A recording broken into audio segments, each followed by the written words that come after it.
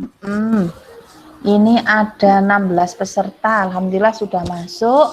Saya ulang lagi, Assalamualaikum warahmatullahi wabarakatuh. Waalaikumsalam. Waalaikumsalam. Waalaikumsalam. Alhamdulillah, saya hari ini dipertemukan dengan anak-anak yang luar biasa, yang masih semangat walaupun pembelajaran daring. Anak-anak sudah terlihatkah apa yang saya tampilkan di depan? Sudah. Oke, pintar. Ya, kita hari ini akan belajar tentang keragaman organisasi kehidupan. Ya, yang pertama tadi saya ulas sedikit, yakni tentang sel. Ya, kita lihat ini adalah contoh sel-sel tumbuhan anak-anak ya. Saya ulang lagi, tidak apa-apa ya. Ini adalah nukleus sebagai inti sel, pembawa materi genetik, pengatur aktivitas di dalam sel. Oke. Setelah itu juga ada namanya vakuola. Nah, vakuola ini sebagai penyimpan cadangan makanan. Jadi jangan pernah berpikir sel itu sesuatu yang mati, anak-anak. Sel itu hidup ya. Dia punya inti sel, punya vakuola, ya. Kemudian juga punya plastida, karena ini sel tumbuhan dia punya plastida sebagai tempat terjadinya fotosintesis.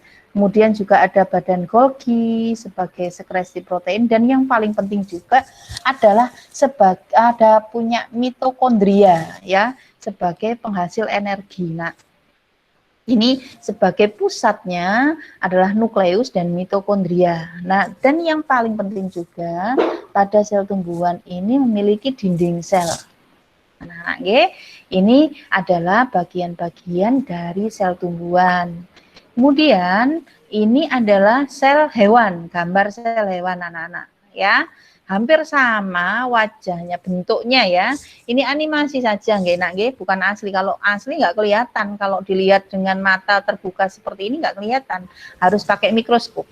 Ya, nanti mudah-mudahan pandeminya berakhir, nanti ke SMP mikroskop kita di lab IPA itu banyak sekali. Nah, nanti satu siswa bisa pegang satu, maksimal 2 anak lah bisa pegang mikroskop satu, jadi bisa pengamatan sel ya. Nah, pada sel hewan ada namanya nukleus ya, inti sel sama ya. Kemudian juga ada badan Golgi sebagai sekresi protein, juga ada mitokondria ya.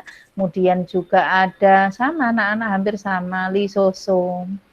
Tadi dijawab oleh Amelia tadi. Oh, ternyata yang berbeda tadi, Bu, adalah perbedaan pada apa, Amelia? Sel tumbuhan dan sel hewan tadi disampaikan tadi? Pada apa?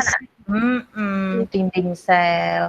Selain dinding sel, apa bedanya sel tumbuhan dengan sel hewan? Kalau apa, Nak? Hanya kalau ada plastidanya. Oke, pinter. Ada plastida sebagai tempat fotosintesis pada sel tumbuhan ya. Kita menuju pada jaringan. Tentukan nama dari jenis jaringan pada jaringan. Pada jaringan tumbuhan, anak-anak ada banyak jaringan tumbuhan, ada xilem, epidermis, parenkim, sklerenkim, stomata, kolenkim, dan floem ya. Kemudian ini contoh pada sel hewan, ada jaringan hewan, ada jaringan darah, otot jantung, tulang jati. Ini anak-anak biasanya kalau sebelum pandemi kita pengamatan langsung, pengamatan langsung lewat mikroskop. Jadi tidak melalui gambar seperti ini. Tapi bagaimana lagi? Kita masih pandemi, mikroskopnya belum bisa dipakai di sekolah ya. Nanti Bu Wahyu janji insya Allah nanti kalau sudah boleh masuk, kita bermain dengan mikroskop. Kita lihat langsung bagaimana bentuk sel, bagaimana jaringan, itu biar terlihat langsung ya. Nah, ini sudah tadi. Sekarang kita ke organ. Kumpulan dari jaringan itu berkumpul, Nak, akan membentuk sebuah namanya organ. Jadi organ itu macam-macam. Contoh dalam tubuh kita ya, tubuh manusia. Kita punya mata, punya jantung, punya paru-paru, punya hati. Ini adalah contoh organ, ya. mata, paru-paru, jantung, hati, ya. Ada fungsi-fungsinya juga. Sebentar, ada temanmu yang masuk. Saya gabungkan ya, kasihan. Oke, selamat yang nggak baru gabung ya. Oke, kemudian anak-anak ada banyak organ, nggih. Pada tumbuhan contohnya ada daun, ada batang, ada akar, itu adalah contoh organ.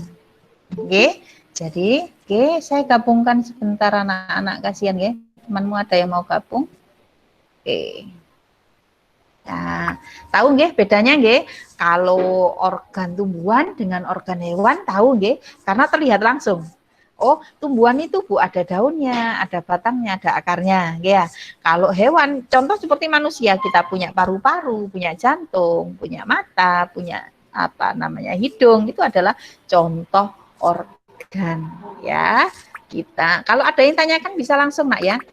Kita lanjut ke sistem organ. Nah, kita ke tingkatan lebih tinggi lagi, sistem organ. Nah, ini anak-anak. Sistem organ pada tumbuhan gabungan antara batang, daun, dan akar. Ini akar ya, bukan akbar ya.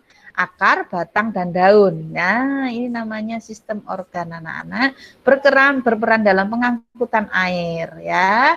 Contoh sistem organ yang dapat ditemukan pada hewan adalah sistem pernafasan. Nah, contohnya paru-paru, hidung, tenggorokan. Itu kalau di organnya berkumpul jadi satu. Dia menyatu, maksudnya menyatu, dia memiliki fungsi menjadi satu, namanya sistem pernafasan. Makanya kita bisa bernafas, ya. Kita mengambil oksigen melalui hidung, kemudian masuk tenggorokan, kemudian masuk paru-paru, dalam paru-paru di situ ada apa namanya? Dia merubah oksigen ditarik, CO2 dikeluarkan. Seperti itu, ya. Ada juga namanya sistem pencernaan. Memadukan beberapa organ, mulut, kerongkongan, lambung, hati, pankreas, usus halus, usus besar, dan anus, itu mereka bersatu. Tidak ada yang namanya singkur-singkuran, ya, tidak ada.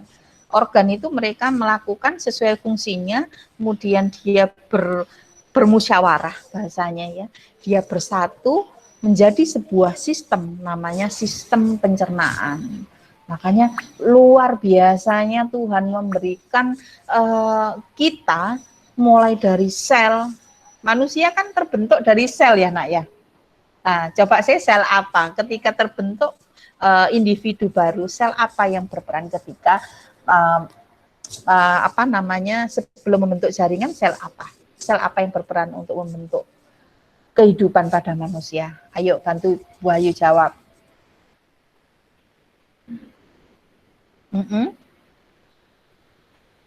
Ayo, mana suaranya ini? Coba saya kembali ke Meet ya. Ya, coba siapa yang bisa bantu Bu Ayu? Sel apa yang berperan? Maaf. Sel apa yang apa namanya membentuk individu baru, terutama manusia? Ada sel telur dan sel sperma. Sel telur dihasilkan dari betina atau ibu, sperma dari sang bapak. Itu nanti kita pelajari nanti pada kelas 9 besok, semester 1. Oke, ini kita sudah belajar sudah hampir 30 menit. Ada yang ditanyakan, anak-anak silahkan ada yang ditanyakan mengenai pembelajaran hari ini. Tolong dinyalakan semua kamera biar Bu Ayu bisa merekam wajah-wajahnya muridnya Bu Ayu iki ya.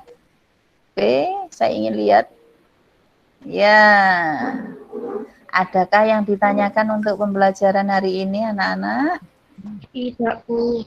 Tidak. Oke, saya